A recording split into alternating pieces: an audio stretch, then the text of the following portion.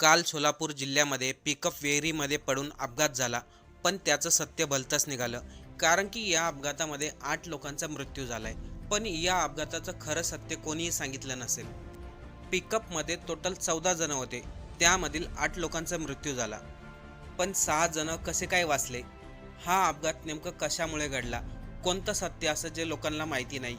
चला तेच आपण या आजच्या व्हिडिओमधून जाणून घेऊ. व्हिडिओला सुरुवात करण्याअगोदर चॅनलवरती नवीन असाल तर सबस्क्राईब नक्की करा आणि फेसबुकवरती हा व्हिडिओ पाहत असाल तर तिथे फॉलो नक्की करा. 14 जूनचा दिवस होता, रविवार.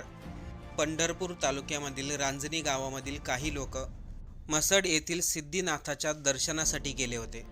दर्शन आटपून सर्वजण परतीच्या प्रवासाला निघाले. MH13DQ 635 क्रमांकाच्या पिकअपमधून 14 जण प्रवास करत होते. त्या 14 जणांमध्ये काही महिला होत्या, पुरुष होते आणि लहान मुलंही होते. देवदर्शन करून परतत असताना सर्वजण आनंदात होते. पिकअपमध्ये कोणी गाणं म्हणत होतं तर कोणी गप्पा मारत होतं. पण तांदूळवाडी गावाजवळ आल्यानंतर सर्व काही अचानक बदललं. आता इथून पुढे सर्वांनी लक्ष देऊन ऐका, नेमकं घडलं काय होतं. साधारणतः सायंकाळी 5 ते 5:30च्या सुमारास मोठा आवाज झाला. सुरुवातीला हा आवाज कुठून आला लोकांना काहीच समजलं नाही. आसपास राहणाऱ्या लोकांनी तात्काळ रस्त्याकडे धाव घेतली. काही लोकांना वाटले की रोडवरती अपघात झाला. पण जेव्हा लोक त्या ठिकाणी जमा झाले ज्या ठिकाणावरून आवाज आला होता, तेव्हा त्यांना दिसलं एक पिकअप रस्त्याच्याच कडेला असलेल्या विहिरीमध्ये कोसळली होती. पिकअपमधील काही सामान पाण्यावरती तरंगत होतं. काही लोक मदतीसाठी ओरडत होते. गावकऱ्यांनी क्षणाचाही विलंब न करता बचाव कार्याला सुरुवात केली. कोणी दोरी आणली, कोणी थर्माकोलचे तुकडे आणले, तर काही तरुणांनी थेट विहिरीमध्ये उड्या मारून आतमध्ये अडकलेल्या लोकांना वाचवण्याचा प्रयत्न केला. दरम्यान पोलिसांना, अग्निशामक दल आणि प्रशासनाला माहिती देण्यात आली. पोलीस पाटील, तलाठी, पोलीस अधिकारी, गावातील समस्त मंडळी त्या विहिरीच्या ठिकाणी जमा झाले होते. सर्वांनी व्हिडिओ लक्षपूर्वक ऐका.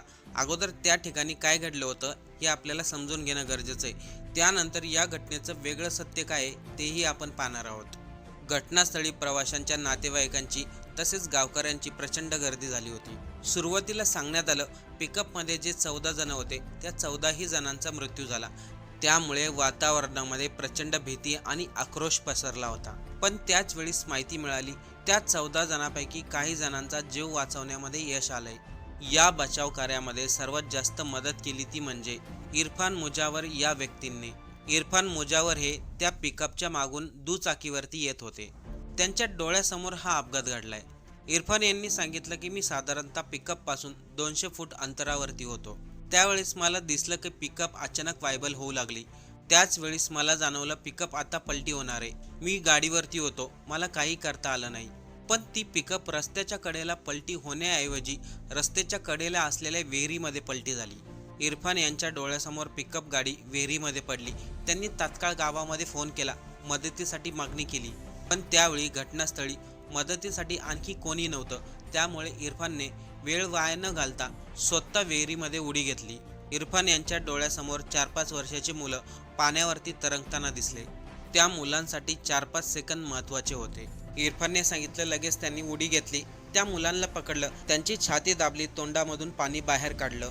त्यानंतर इरफान यांनी गावकऱ्याच्या मदतीने आणखीन काही लोकांना बाहेर काढलं. इरफान मुजावर यांनी सांगितलं की त्यांनी विहिरीमध्ये पडलेल्या 5 लोकांचा जीव वाचवला. त्यामध्ये 3 मुलं होते, एक पुरुष होता, एक महिला होती. या दरम्यान इतर गावकरीही मदतीला धावले. विहीर खोल असल्यामुळे खाली गेलेल्या लोकांपर्यंत पोहोचणं कठीण होतं, तरी देखील प्रयत्न चालू होते. 2 ते 3 JCB घटनास्थळी बोलावण्यात आले. 2 ट्रॅक्टरच्या साह्याने वायर बांधून विहिरीमध्ये पडलेला पिकअप वाहन बाहेर काढण्याचा प्रयत्न केला. बराच संघर्ष केल्यानंतर पिकअप वाहन विहिरीमधून बाहेर काढण्यात आलं. वाहन बाहेर आल्यानंतर ग्रामस्थांनी काचा फोडल्या. मागील बाजूचं कापड फाडून आतमध्ये अडकलेल्या लोकांना बाहेर काढण्यात आलं. तेव्हा एका मागून एक मृतदेह बाहेर येऊ लागले. या भीषण अपघातामध्ये 7 महिलांचा मृत्यू झाला तर एक लहान मुलाचा मृत्यू झाला. अपघातामधून 6 जणांना वाचवण्यात यश आलं. आता आपण व्हिडिओच्या सुरुवातीलाच म्हटलो या घटनेचं सत्य वेगळंच आहे. हा अपघात नेमकं कशामुळे घडला तेही ऐका. प्रत्यक्षदर्शी पाहणाऱ्या लोकांनी सांगितलं रस्ता पूर्णपणे मोकळा होता. पिकअपच्या पुढे किंवा मागे जवळपास कोणतंही वाहन नव्हतं. अचानक पिकअप वायबल झाली. चालकाचं त्याच्यावरचं नियंत्रण सुटलं आणि काही क्षणामध्येच ती पिकअप विहिरीमध्ये कोसळली.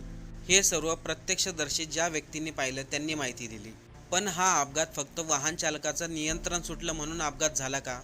हा अपघात होण्यामागे स्थानिक नागरिकांनी काही वेगळाच दावा केलाय. गावातील लोकांच्या म्हणण्यानुसार तांदूळवाडी गावाजवळील ही विहीर रस्त्याला लागून आहे. विहिरीभोवती संरक्षण नाही, कुठलाही कठडा नाही, इशारा देणारा कोणताही फलक नाही.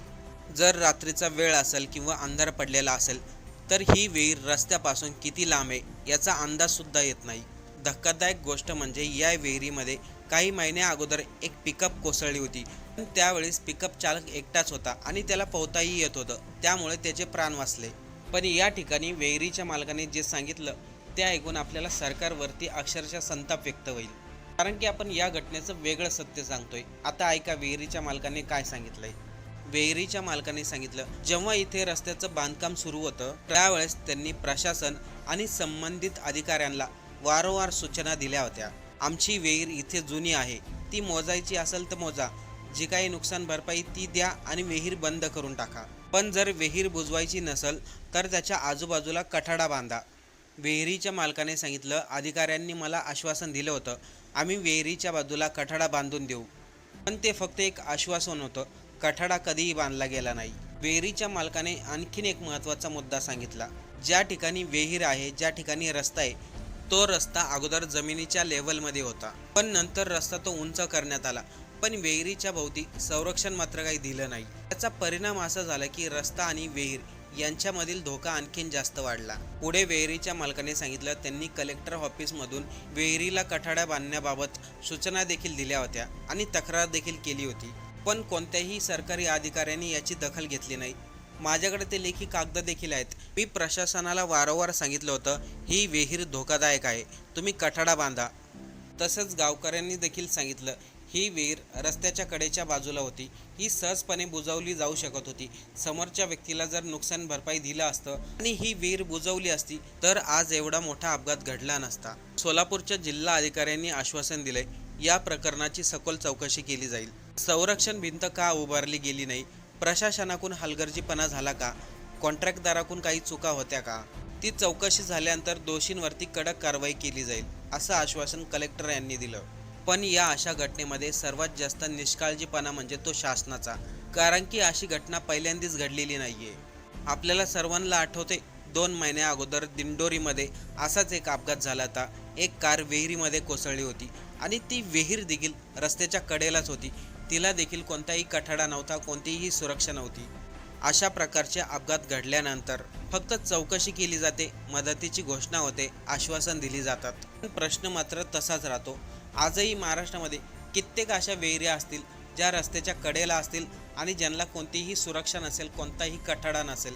पुन्हा एखाद्या वेळेस अशी घटना होईल त्यावेळेस पुन्हा एकदा हेच प्रश्न विचारले जातील, विहिरीला कठडा का नव्हता, मालकाची चुकी होती का, शासनाने त्याच्याकडे लक्ष का दिलं नाही, विहीर का बुजवली नाही.